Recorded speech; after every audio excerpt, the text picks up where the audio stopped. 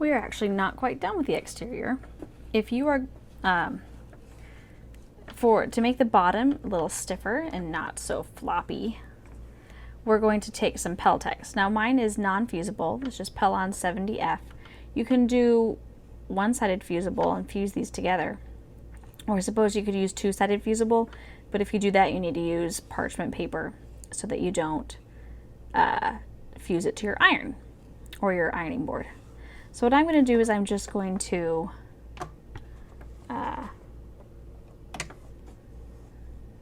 attach these together. And I think I'm going to attach them with a zigzag.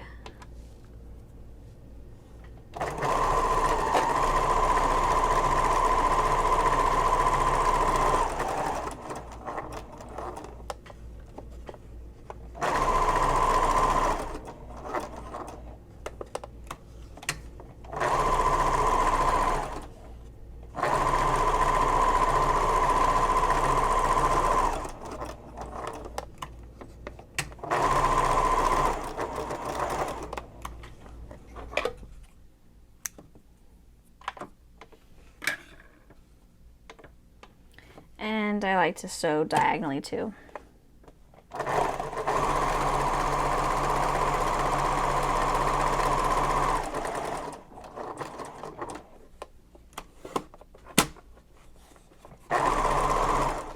It really doesn't matter how you sew these together, as long as they're together.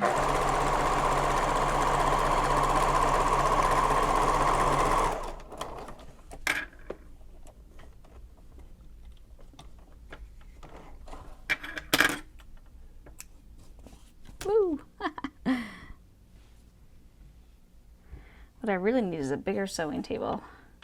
But right now I have my arms stretched almost straight so I can sew from this angle. Okay, so we've got our Peltex.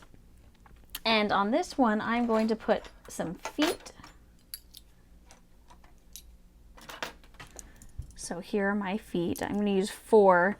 When I did feet on the larger size, I did 5. And I did them like this and 1 in the middle. This one I'm just going to do the 4 corners. Okay, so I need a pen and I need a seam ripper. And my seam ripper is elsewhere, so let me grab that. All right, found the seam ripper. And I need my ruler. So you really can put your feet wherever you want. I'm going to put mine about 3/4 from each edge.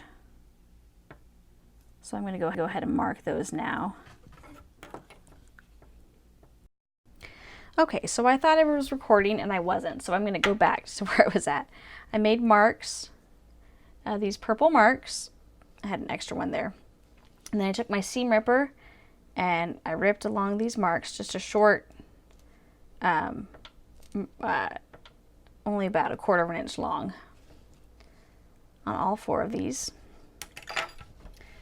And now this is the tricky part, and I know it would have been easier to install this earlier in the process. However, then it would have been hard to do these corners. So we're doing this now. Let's see if I can move the camera so I can see the bottom in there. I've pushed it flush with the bottom and I matched up the corners right here. And now I'm going to take my pen. I can't do this on the camera. I'm going to take my pen, stick it down there, and push my pen straight through the seam ripper.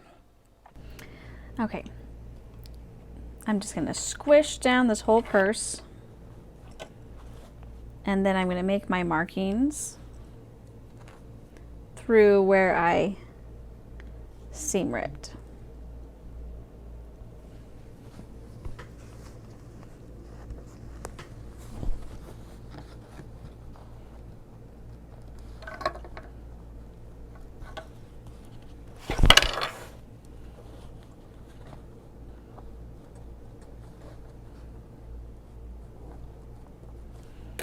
When I take out this bottom, I can see very clearly my marks. And I'm going to use my seam ripper and make a small oh, here's my seam ripper.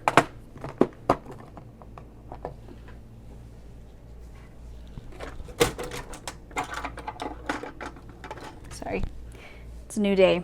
I moved everything. Small incision, I feel like I'm a doctor, right where I made these marks. They're not very long, less than a 1/4 inch. Let me see if my feet are big enough, or if this is big enough for the foot. Yep.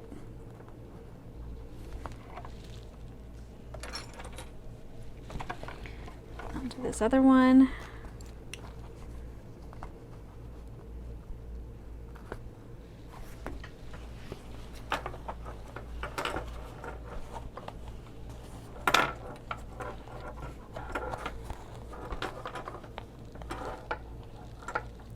And I'm gonna, you have to be careful with your seam ripper that you don't rip too much.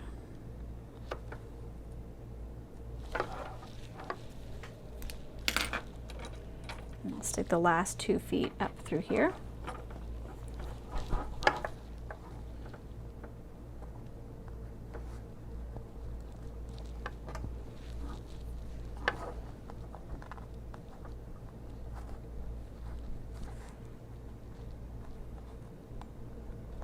There. Sometimes the prongs stick together and you have to really work at it to get them apart.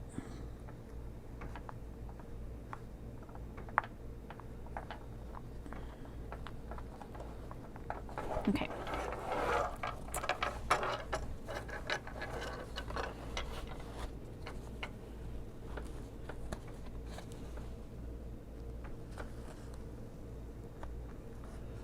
All right, I've done 2. I'm going to finish the others and then I'll show you the final result. Okay, so I got them all attached. And I pop this into place down below.